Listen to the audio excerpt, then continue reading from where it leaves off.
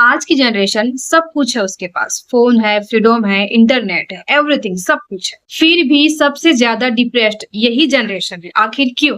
क्या प्रॉब्लम प्यार में है? क्या प्रॉब्लम सोसाइटी में है? या तो फिर प्रॉब्लम हमारे ही घर के अंदर में? क्यों आज का बच्चा अपने सबसे करीबी लोगों, अपने पेरेंट्स से ही अपनी सबसे बड़ी तकलीफ को शेयर नहीं कर पाता? आज सबसे बड़ा इशू है कम्युनिकेशन गैप। पेरेंट्स की थिंकिंग पुरानी जनरेशन से बनी हुई, डिसिप्लिन, कंट्रोल और सोसाइटी का डर, और बच्चों की थिंकिंग, इमोशंस और फ्रीडम। और जब ये दोनों टकराते हैं, बच्चे चुप हो जाते हैं। मान लो फॉर एग्जाम्पल के लिए कोई 18-20 साल का लड़का या लड़की है जो कि किसी रिलेशनशिप में था और उसका अचानक ब्रेकअप हो जाता है, और ऐसे में उसके अंदर क्या चल रहा होगा? अकेलापन, ओवर थिंकिंग, सेल्फ डाउट और गिल्ट। उस वक्त उसे क्या चाहिए? कोई जो उसे सुने, कोई जो उसे समझे, कोई जो उसे जज ना करे। अब सोचो वो बच्चा अपने पेरेंट्स से जाके सब कुछ बता दे, और पेरेंट्स क्या बोले? तुम रिलेशनशिप में थे, कब से? हमसे छुपाया, हमें तुमसे ऐसी उम्मीद नहीं थी। उस वक्त जब बच्चे को सपोर्ट चाहिए, उसे सवाल मिलते हैं, उसे सहारा चाहिए होता है, लेकिन उसे गिल्ट दिया जाता है। और रिजल्ट क्या होता है? बच्चा ये डिसाइड कर लेता है कि वो अब से कुछ नहीं बताए, और वहीं से शुरू होता है इमोशनल इशुलेशन, डिप्रेशन,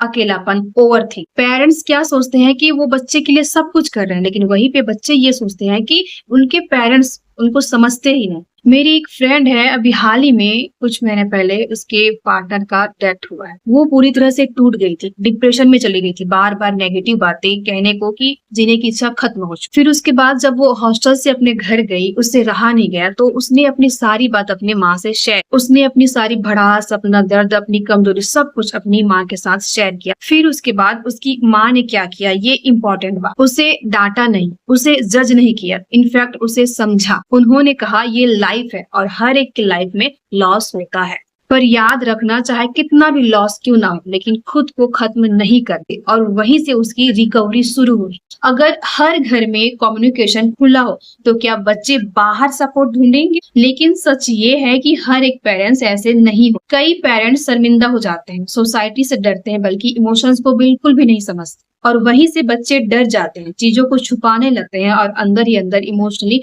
टूटते रहते हैं। किसी के भी पेरेंट्स परफेक्ट नहीं बन सकते और ना ही बच्चे परफेक्ट हैं, लेकिन एक चीज जो परफेक्ट हो सकती है, कम्युनिकेशन।